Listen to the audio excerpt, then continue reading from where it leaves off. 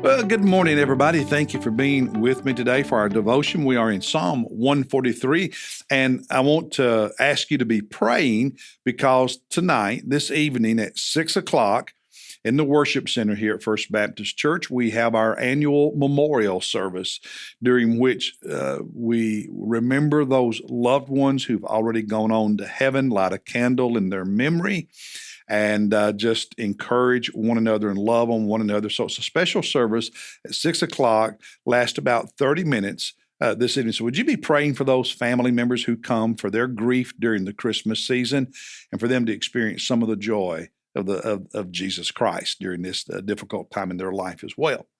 All right, Psalm 143. I love this psalm. I really do. I think it's a beautiful psalm.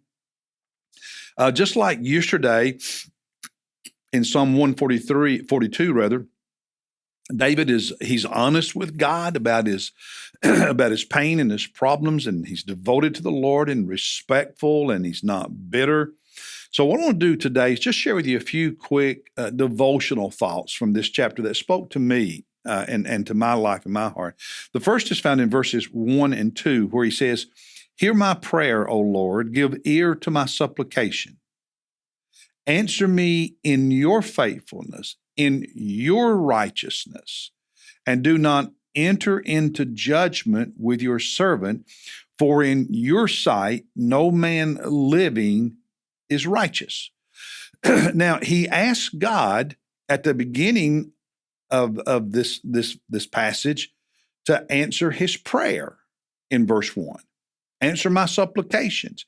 But notice, he asked God to answer his prayers not on the basis of what David deserved, not on the basis of David's faith, but on the basis of who God is. Look at it again.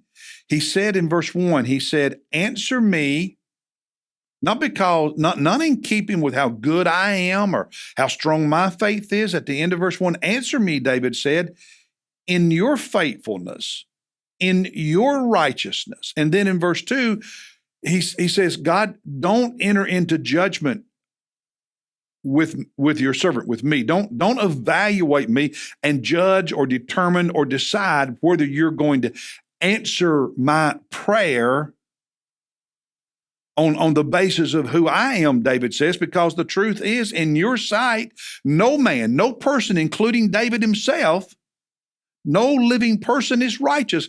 David is saying, God, if you answer my prayer on the basis of what I deserve, when you look at me, the truth is I'm a sinner. And I don't deserve you to answer this prayer. No matter how good I am, I'm still not righteous. I'm still a sinner. And so David says, God, the basis on which I'm asking you to answer this prayer is how righteous you are.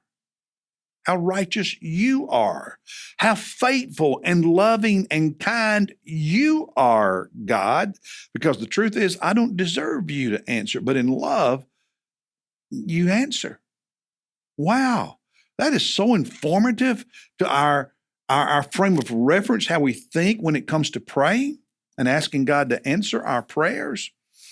Sometimes we can fall prey to the thinking that God owes us. He doesn't. But in righteousness and faithfulness and grace and kindness, he blesses us, but he doesn't owe us.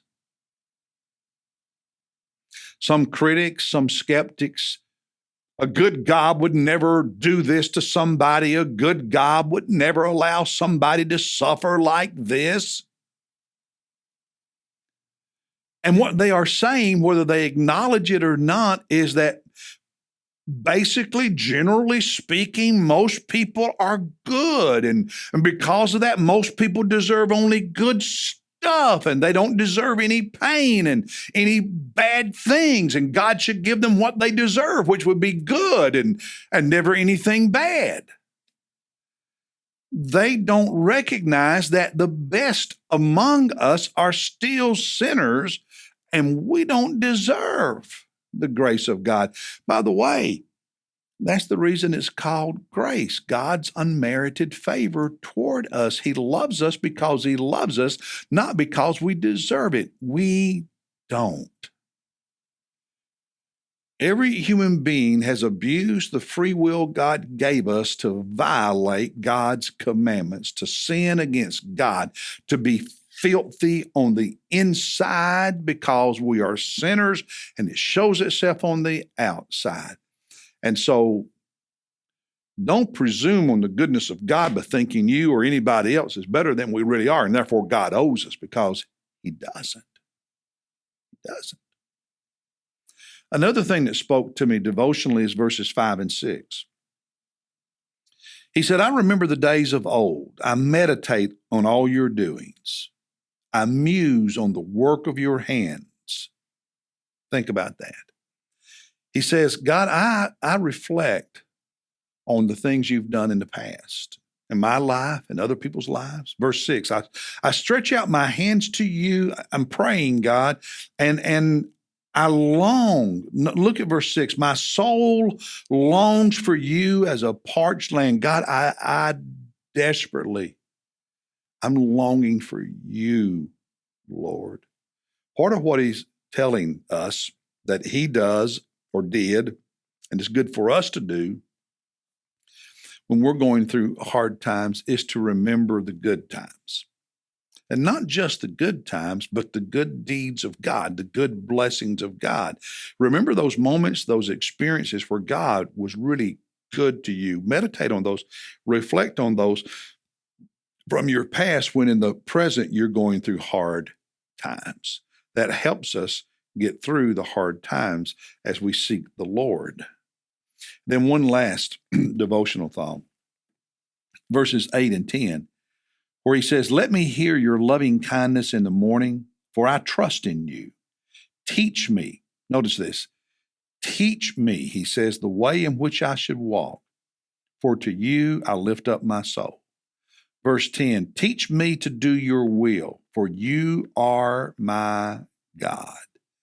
Teach me to do your will. Verse 8, teach me the way in which I should walk. God, now, remember, he's praying this when he's going through hard times. God, teach me how to live. Teach me the way to go. Teach me what your will is. When he's going through hard times, when he was hurting, he was asking God for deliverance, but he's still devoted to God. He was still saying, God, in the midst of what's happening right now, will you continue teaching me? Wow. Wow. What an attitude. God, when life is hard, what do I want? I want to learn. I want you to teach me, oh God. Wow. That's a picture of discipleship, brothers and sisters.